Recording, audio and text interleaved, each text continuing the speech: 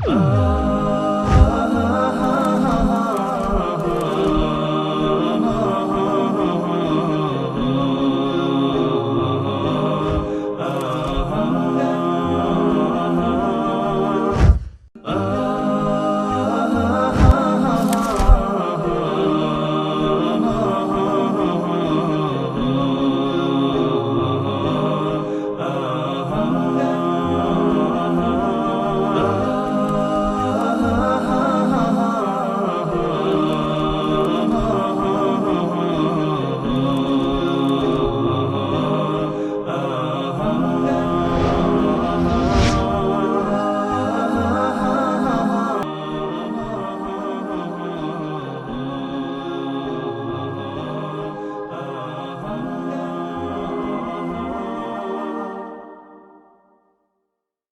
الله الرحمن الرحیم. الحمد لله و الصلاة و السلام علی حبیبی رسول الله و علی آله و صحبه و من والاه. سلام و خسته نباشید و وقت بخیر دارم خدمت همه شما بینندگان عزیز و محترم. امروز میخوام قصه یک شخصیتی رو واسه شما تعریف کنم که خودش نشانگر صداقت، ایمان و راستی است و خودش به تنهایی دلیلی است بر این معجزه اسلام، بر دیانت اسلام، بر حقانیت دین خداوند متعال. این شخص نشون میده که فرق اسلام، تمدن اسلامی با تمدن‌ها و دیانت‌های دیگه چیه. خیلی از دین‌ها و خیلی از تمدن‌ها بنا شده بر قدرت یک شخص. تمدنی است که یک پهلوان اونو درستش کرده، یک گروه و یک نمیدونم حکومتی پشت سرش بوده اون درست شده، پول و منال بوده اون درست شده. اما اسلام بدون اینکه قدرت سیاسی داشته باشه، بدون اینکه حکومتی داشته، بدون اینکه امروز ما نه حکومت اسلامی داریم که پشت اسلام باشه، نه قدرت سیاسی داریم که هی دم از اسلام بزنه و دفاع از مسلمان‌ها بکنه، نه نیروی نظامی داریم که از اسلام دفاع کنه و در پی نشر اسلام باشه. اما اسلام قدرتش در خودشه. قدرت اسلام در حقانیتشه و هر انسانی در پی رسیدن به حق و حقیقت. قصه امروز ما نشون همین قصه رو، همین مسئله رو تأکید میکنه که چطور اسلام در بین افراد بدون اینکه کسی بگه آقا اینجا اسلامی هست میرسه.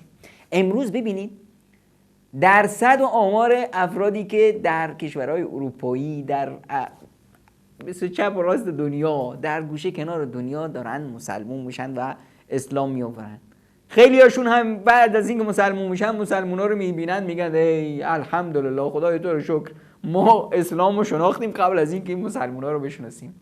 واسه همینا میگن اسلام بهترین و صادقترین قضیه است که دست وکیلای دست و پاچلفتی افتاده. بله، مسلمونا امروز خیلی هاشون به صدراه اسلام شدن، صدراه این که دیگرها به اسلام بیان. خیلی بده.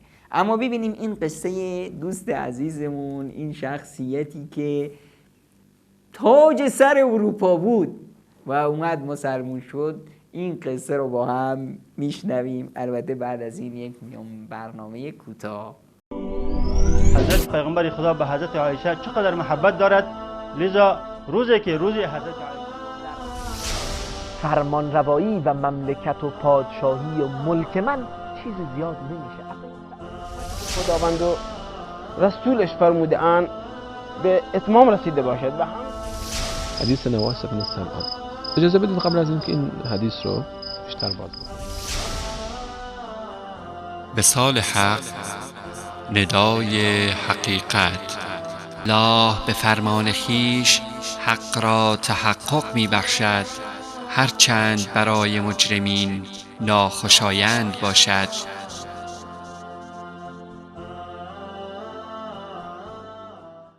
با سلام مجدد قصه کسی است که اروپا اون رو به نام کشیش انسلم تورمیدیا میشناسه و جهان اسلام و تاریخ اسلام اون رو به نام ابو محمد ترجمان المیوریقی.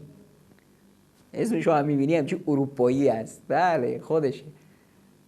ابو محمد میوریقی از جنوب اسپانیا بود، جنوب شرق اسپانیا، از یک شهری به نام به اصطلاح میوریق. ایشون از اونجا بود و در قصه زندگیش در قرن 8 هجری است. یکی از نامدارترین شخصیت‌های مسیحی اون منطقه. ایشون مردم یا در خیلی چیزا بهش میگفتن سیدی تحفه، آقا تحفه. واسه چی بهشون میگفتن آقا تحفه؟ واسه اون کتاب ارزشمندی که نوشته و همه میتونن برند ازش استفاده کنن. کتاب ارزشمندی در بیان حقیقت مسیحیت و حقیقت اسلام، در بیان حقانیت پیامبر اکرم صلی الله علیه و سلم، در بیان مژده دیانت‌های قدیم به پیامبر اکرم صلی الله علیه و سلم و در نقد افکار و اندیشه‌های مسیحیت نوشته. کتابشون هست تحفة العریب فی الرد علی اهل الصلیب. رد و انتقادی است بر به اصطلاح باورهای مسیحیان. ایشون تنها پسر پدرش بود و خیلی عزیز بود. باباش هم میخواست که پسرش یک کسی باشه واسه خودش باشه و ایشون رو فرستاد به مدرسه مسیحیت که مسیحیت رو یاد بگیره. در همون شهر خودش در 6 ساله بود که رفت به مدرسه، مدتی در مدرسه موند و در ظرف 2 سال بسیاری از کتاب انجیل رو حفظ کرد. بعد از اون پدرش فرستادش توی یک شهر دیگه، شهر لارده. در اونجا 6 سال موند، خوند، در علوم مختلف دیانت مسیحی رو خوند. بعد از اون 4 سال دیگه هم موند و یه مقدار تدریس هم کرد. بعد از اون رفت به شهر دیگه‌ای که شهر بهش میگفتن مرکز مسیحیت اون زمان که بود، بولونیه. در اونجا هر ساله 2000 تا دانشجوی مسیحی جمع میشدن، لباسای خاصی میپوشیدن که دیگه تمیزی بین نمیدونم پسر پادشاه و پسر گدا نباشه، همه مثل هم باشن و همه تابع و فرمون کشیشا. ایشون اونجا مدت زیادی موند و خدمت بزرگترین شخصیت علمی جهان مسیحیت اون زمان رسید که اسمش بود نقلاو مرتیل. نقلاو مرتیل خیلی ایشون بهش نزدیک شد و با هم دوست شدند. ایشون خدمت اون شخصیت میکرد. آدم بزرگی بود، بزرگترین نامدارترین شخصیت مسیحیت اون زمان بود. شاید به اندازه پاپ امروزی ارزش داشت و مردم از اقصا نقاط جهان واسش سوال میفرستادن، هدایا میفرستادن و خیلی هم افتخار میکردن که کسی هدایایشون رو قبول کنه. مثل همین افراد گنده گنده‌ای که امروزه شاهدشون هستیم در پاپای گنده، مراجع گنده که به اصطلاح از هر سو واسهشون سوال میاد و هدایا میاد و فلان از این حرفا. ایشون مدت زیادی در خدمت این به اصطلاح پاپ بودن، مرتیل، و خیلی خدمتشون رو میکردن و مرتیل هم اینو خیلی دوستش داشت آقای تورمیدا رو و همیشه در هر راز و سری داشت با تورمیدا در میون میذاشت. کلیدای خزانه های خونه‌اش و همه در دست تورمیدا بود. ایشون در تمام زندگیش به اصطلاح دخل داشت مگر یک اتاق کوچیکی داشت که کلید اون رو بهش نداده بود که خود تورمیدا میگه که شاید در اونجا به اصطلاح چیزای هدایای گرانبهایی که بهش میدادن اونجا به اصطلاح نگهداری میکرد یا چیزی. من داخل اون اتاق نرفتم. ایشون مدت زیادی اونجا موند، اصول مسیحیت رو خواند و تا یه روزی بعد از گذشت 10 سالی که در اون منطقه بود این پاپ مریض شد. در روزی که مریض بود به دانشجوها و اساتید بزرگ نشسته بودند و انجیل میخوندند و بحث و مباحثه بود تا یه جمله از زبان حضرت مسیح در انجیل اومده بود که اینا خوندند و روش به اصطلاح بحث و مباحثه شد. قصه چی بود؟ در حضرت مسیح فرمودند که پس از من پیامبری خواهد آمد به نام بریکلتوس. این بریکلتوس چیه؟ خب همه اینا مونده بودن توش در زبون خود اونا که بریکلتوس چیه. بعضی ها میگفتن که فلان پیامبره، بعضی ها میگفتن فلانی اومده، بعضی میگفتن نیومده. به هر حال بحث و مباحثه شد. وقتی که ترمیدا برگشت به خونه و پیش استادش، استاد پرسید خب امروز من نبودم، چه بحث و مباحثه، مسئله چه بود؟ گفتن که بله ما اومدیم روی همین کلمه موندیم که این کیه چیه. گفت خب چی گفت؟ گفت فلان کشیش اینطوری گفت، فلان قسیس اینطوری گفت، فلان رهبان اینطوری گفت، فلانی اینطوری گفت. ایشون گوش کرد، گفت که ببین فلانی اشتباه کرده، فلانی نزدیک شده، فلانی نه حرفش نادرسته. در مجموع هیچ کدومتون حقیقت رو نگفتید. حقیقت رو فقط علمای که عمری رو در این راه طی کردند، صداقت داشتند و به خودشون گول نزدند، اونا میدونن. ایشون گفتن که خب استاد شما اینو میدونید؟ بریکلتوس کیه و معناش چیه؟ اینو استاد عبدالوهاب نجار در کتاب قصص الانبیا یک بحث بسیار زیبایی داری و یک حرف بسیار جالبی میزنه.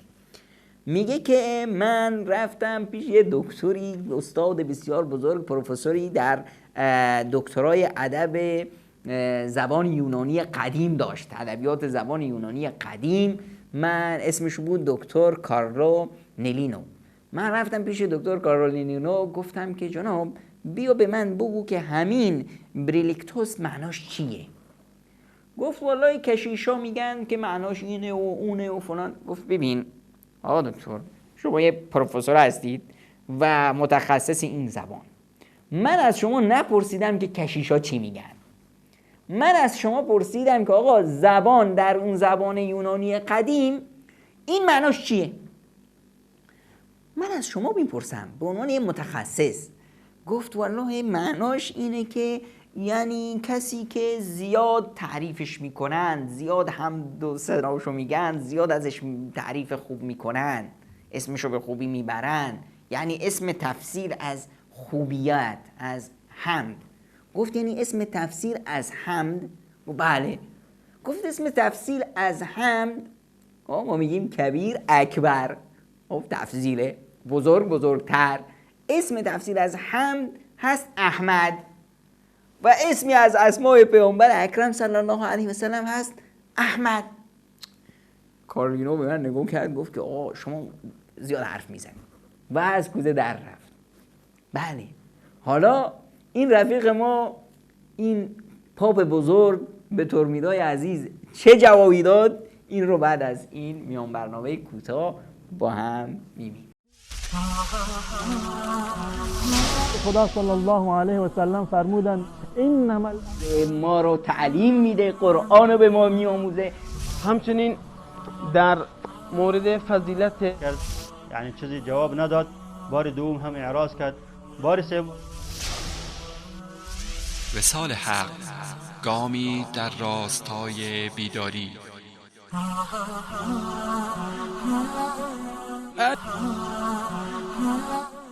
آیا برای مؤمنان آن زمان نرسیده که دلهایشان برای یاد الله و آنچه از حق نازل شده نرم شود و مانند کسانی نباشند که پیشتر به آنان کتاب داده شد و زمان بر آنان طولانی گذشت و دلهایشان سخت گشت و بسیاری از آنان فاسق و بدکار بودند.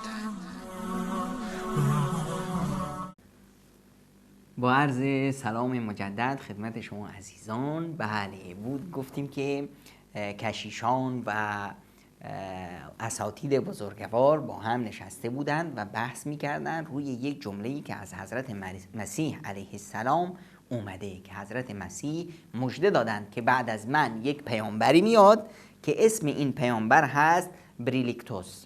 حالا این برمیدا اومد پیش استاد و این قصه رو تعریف کرد که بله فلانی اینطور گفت و فلانی اینطور گفت و فلان. استاد گفت که ببین پسرم، همه اینا اشتباه گفتن، حقیقت رو من میدونم. گفت استاد ببین من سالهاست خدمت شما کردم و فلان و اگر میشه شما لطف کنید همین حقیقت رو بگید که این پیامبر که بعد از حضرت مسیح علیه السلام میاد کیه، اسمش چیه؟ گفت این رو نمیتونم به شما بگم، اگر من بگم شاید واسه شما مشکل درست بشه، واسه خودم مشکل درست. میگه نه استاد ببین من چقدر سالها در خدمت شما بودم فلان. گفت بله شما به من خیلی خدمت کردید، من شما رو مثل پسرم دوست دارم و خیلی واسم عزیزید. گفت بس لطف کنید همین راز رو به من بگید. گفت پسرم ببین اگر من بگم شاید واسه شما خیلی خطر باشه. گفت بابا من هر خطری هست من در پی حقیقتم، حالا حقیقت رو شما میدونید به من بگید. گفت یادت هست روزی که اومدی من ازت پرسم از کدوم منطقه ای، منطقه چقدر از منطقه مسلمان ها، از جای مسلمان ها دوره، نزدیکه با مسلمان ها، تا بفهمم که تو چقدر با مسلمان ها رابطه داشتی یا نداشتی. پسرم این اسم برلیکتوس همون اسم احمده و احمد پیامبر عرب هاست، پیامبر مسلمان ها، مسلمان هایی که اومدن در این منطقه، پیامبری که در بین عرب ها مبعوث شد برای جهانیان و دین مسلمان ها همون دین برحقه. گفت یعنی این دین مسیحیت ناحقه؟ گفت ببین پسرم اگر این مسیحی ها روی انجیل حقیقی می بودند، روی دین حضرت عیسی علیه السلام بودند، بر حق بودند. دین حضرت عیسی و دین حضرت محمد و دین تمام پیامبران علیهم السلام یکی. همه پیامبران دین اسلام آوردند، اما بعداً اومدن پیروان این دین رو تغییر دادن و الان این دینی که مسیحیان بر اون هستن این دین نادرستیه. بله. گفت استاد اگر اینطوره خب شما که هر عاقلی طبعا حقیقت رو بدونه برای نجات خودش پیروی میکنه، حالا شما خودت چرا مسلمون نشدی پس؟ گفت ببین پسرم من به این حقیقت وقتی رسیدم که پیر شده بودم، از من عمری گذشته بود. اگر من مثل شما جوان می بودم و این حقیقت رو میفهمیدم حتما مسلمون میشدم. اما الان ببین من 90 سالمه و الان جاه و مکانت منو در بین مسیحی ها ببین، همه به من احترام میذارن، واسه هدیه میارن، دستمو میبوسن، تبرک میکنن، من واسه خودم شخصیتی هستم. پادشاهان آرزو دارن که من بهشون چپ نگاه کنم. اما اگه الان من برم مسلمون بشم، میرم پیش مسلمونا میگم مسلمون شدم، مسلمونا میگن خب ما چه رو ما میخوای منت بذاری؟ خودتو از جهنم نجات دادی، راه حقیقت رو کشف کردی. اینا وسواس شیطانه. وسواس شیطان وقتی میخواد انسان رو اینجوری دور کنه. حالا ما میبینیم که خود ترمیدای عزیز وقتی مسلمون میشن مسلمونا اونو رهاش نمیکنن. یک مسلمون یک کافری اومده مسلمون شده، مسلمان‌ها عزتش میکنند، احترامش میکنند و ارادت بهش نشون میدن، نمیذارن ضایع بشه. اما به هر حال شیطان تو قلب این پیرمرد اینطور وسوسه میکرد. حالا ایشون گفتن که اگر من جوون می بودم من مسلمون میشدم، اما الان نمیتونم، از من گذشته. گفت که خب به من چه نصیحت میکنی؟ به من مشوره شما واسه من چیه؟ والله دیگه من همه چیزو بهت گفتم. گفت یعنی من برم مسلمون بشم؟ گفت اگر عاقل باشی این کارو حتما خواهی کرد. بعد اما ببین این حرفی که من زدم این رو نباید جایی بگی، چون اگر این حرف رو زدی من انکار خواهم کرد. مردم حرف من قبول میکنند، حرف تو رو قبول نخواهند کرد، تو رو خواهند کشت. پس ببین نه برای من مشکل درست کن نه واسه خودت. گفت چشم، من این سر بین من و شما میمونه، این راز میمونه، من به کسی نخواهم گفت مگر با اجازه شما. بعد از این ایشون اومدن و از استاد اجازه خواستند که به من اجازه بدید تا من برم به سرزمین مسلمون ها و در پی اسلام باشم. استاد هم باشون ایشونو بدرقه کردن، خداحافظی شد. وداع بسیار دردناکی بود. استاد داشت جگرگوشش رو از دست میداد و ایشون هم خیلی خوشحال بود که حقیقت رو کشف کرده و استاد 50 دینار طلا هم بهش داد که اینا هم بگیر به اصطلاح مخارج سفره. ایشون برگشتن به میورته شهر خودش، 6 ماهی با پدرشون بودن، بعد رفتن به صقلیه 5 ماهی اونجا موندن و تا تونستن کسی رو پیدا کنن که با اون برن به تونس. اومدن به تونس، سرزمین اسلامی، شهر خودش که سالها بود که به دست مسیحیت افتاده بود و به اصطلاح از اسلام بدور. شهر اندلس و این شهر خود ترمیدا رو مسلمان ها در در قرن سوم یا در قرن دوم فتح کردند. بعد از اون آباد شد و یک منطقه بسیار مهمی بود در سال 290 وقتی مسلمان ها فتح کردند تا سال 508 قرن ششم، اوایل قرن ششم که باز مسیحی ها اومدن این شهر رو گرفتند و ویرانش کردند.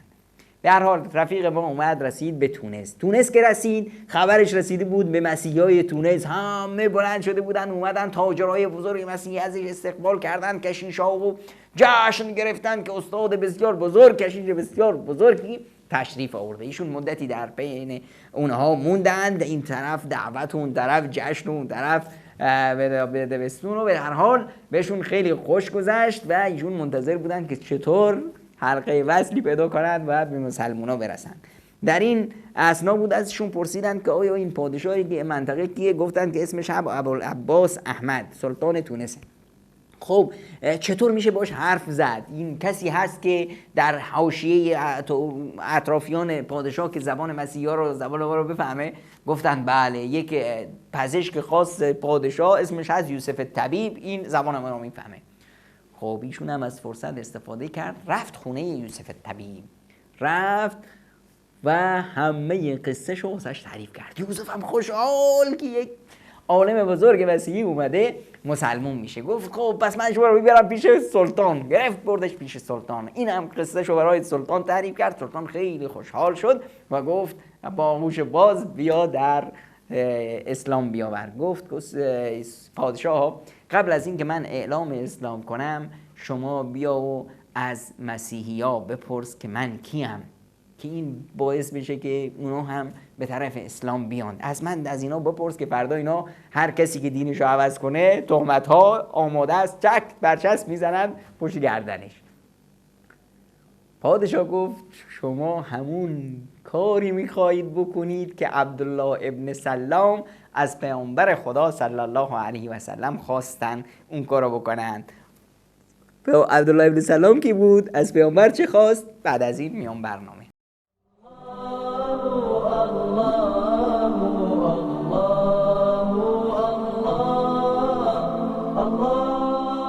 وصال حق، منبر توحید و حقیقت. ونزعنا من كل أمة شهيدا فقلنا هاتوا برهانكم فعلموا أن الحق لله وضل عنهم ما كانوا يفترون. و از میان هر امتی گواهی بیرون می آوریم و می گوییم دلیلتان را بیاورید. آنگاه در میابند که حق با الله است و آنچه سر هم می کردند گم و نابود می شود. وصال حق، منبر توحید و حقیقت.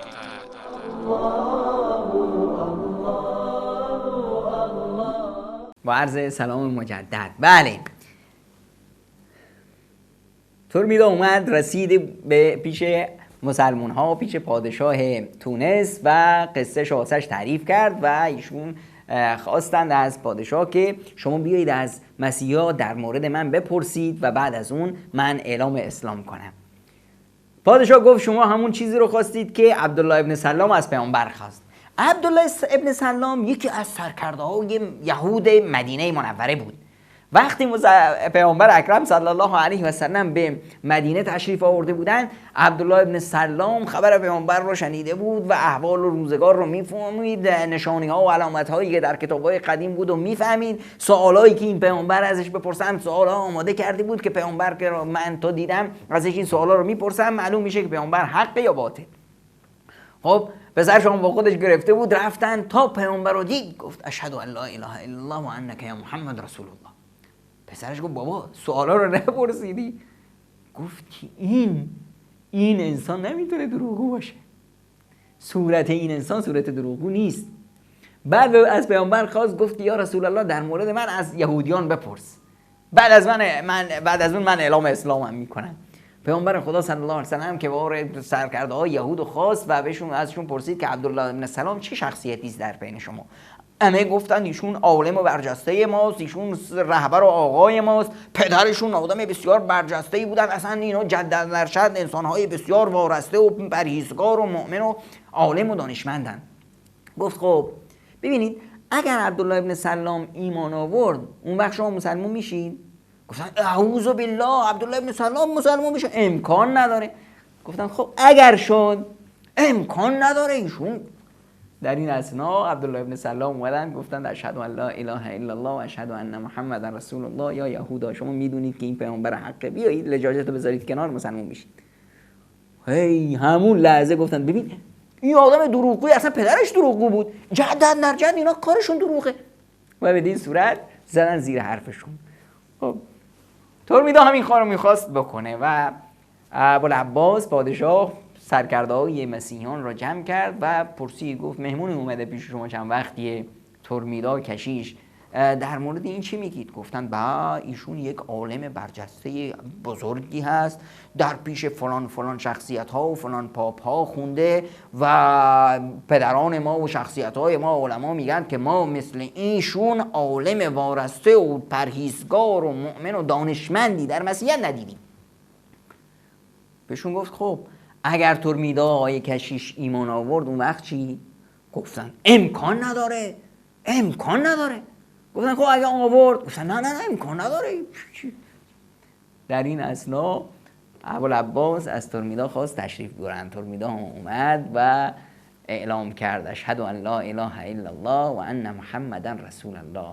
بعد اونا رو دعوتشون کرده ای مردم شما میدونید که این دین بر حقه، لجاجت نکنید فلان. گفتن نه فهمیدیم، تو اصلا اومدی اینجا دخترای خوشگل تونس رو دیدی میخوای زن بگیری، حالا دینتو گذاشتی کنار و اینطوری از کوره در رفتن. به هر حال این بود ترمیدای عزیز که مسلمون شد و بعدها در شبیخونی که مسیحیان به تونس زدن ایشون به شهادت رسید. بله ببینید اسلام چطور داره پیش میره. اسلام خودش به خودی خودش قدرتش در خوده و داره نشر میشه. چند روز پیش جلسه‌ای بود و دوستی ما رو دعوت کرده بود آقای محمد اختر راو و ایشون مسئول اسلامیک فاندیشن در کنیا هستند. ایشون از وضع دعوت در آفریقا حرف میزد، در کنیا و در کشورهای دیگه. میگفت میری اونجا تو صحراهای بسیار دوردست میبینی که چطور این کسایی که به مسیحیت دعوت میکنند از کشورهای بسیار دوردست، از اروپا و آمریکا و استرالیا و فلان اومدن اونجا در اون صحراهای بی آب و علف و در اون گرمی و در اونجا با یک تیشورت و با یک شورت دارن دعوت میکنند و دعوتشون و دینشون رو به مردم میرسونند. و در مقابل میگفت که ما میایم از بعضی مسلمان‌ها میخوایم که بیاین اونجا به اصطلاح دعوت کنند، بهانه میگیری میکنن. میگه یک استادی اومده بود گفت من میام پیش شما، گفتیم خلاص برو منطقه فلانی اونجا مسیحا زیاد فعالیت دارن و خیلی از مسلمان‌ها هستن که دارن ضایع میشن. گفت که منطقه برق داره؟ گفتیم نه متاسفانه برق نداره. گفت خب راه و اسفالت اینا داره؟ گفتم نه هنوز راه و اسفالتی چیزی نداره، تو صحراست. گفت خب کتابخونه هست؟ گفتیم نه بابا کتابخونه چیه، اونجا صحرا بی آب و علفه. گفت پس من معذرت میخوام. گفتیم ببین اینو باش که میخواد بگه که من میرم برای خدا دعوت میکنم، دینش حقه و حاضر نیست برای این دین به اصطلاح جانفشانی کنه، و اونا رو باش که برای باطل خودشون چه زحمت ها که نمیکشن.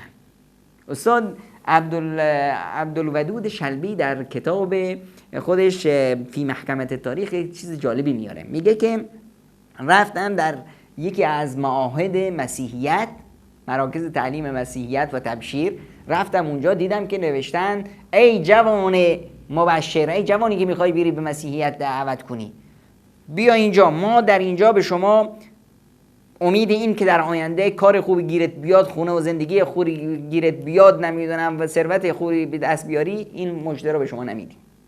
ما تنها به شما اینجا یه نون خشک میدیم، علم مسیحیت میدیم و شما رو آماده میکنیم برید در صحراها و در نمیدونم فلان، برید اونجا دنبال مرگ باشید تا پس از مرگ سعادت برسید و حضرت مسیح شما رو از جهنم نجات بده.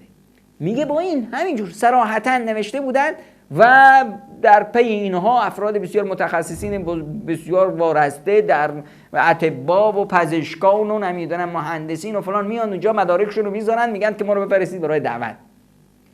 اینطور اهل باطل حاضرن برای باطل خودشون چه زحمت ها بکشن، اون وقت جوون مسلمون ما حاضر نیست بره روستاها و ملتش رو آگاه کنه یا بره این ور اون ور دعوتش رو به ملت مؤمنش برسونه، به ملت‌های گمراهی که راه رو از جا بلد نیستن بره به اونا حقیقت رو برسونه. خیلی از جوانای ما دارن ضایع میشن واسه چی؟ واسه اینکه حقیقت رو کسی نتونسته به اونا برسونه. خب فرصتی است که از این قصه جالب، از قصه ایمان آوردن این شخصیت وارسته ابو محمد صاحب این کتاب زیبا این درس رو بگیریم که در راه خدا باید کوشش کرد، به دین به حقیقت رسید و در پی نشر این دین پرید تو دنیا و دین خدا رو رسون به خلایق، همون کاری که پیامبر خدا صلی الله علیه و سلم از ما خواستند. امیدوارم که بتونیم در کاری بکنیم که روز قیامت بتونیم تو چشای پیامبر خدا صلی الله علیه و سلم نگاه کنیم و بگیم یا رسول الله ما دعوت شما رو رسوندیم، ما همون کاری کردیم که شما از ما خواستید، با حکمت، با نرمی، با اخلاق دعوت شما رو رسوندیم به خلایق. تا دیداری دیگه همه شما عزیزان را به خدای منان میسپارم و از همتون التماس دعا دارم. خدا یار و نگهدار همتون بادا. خدا حافظتون.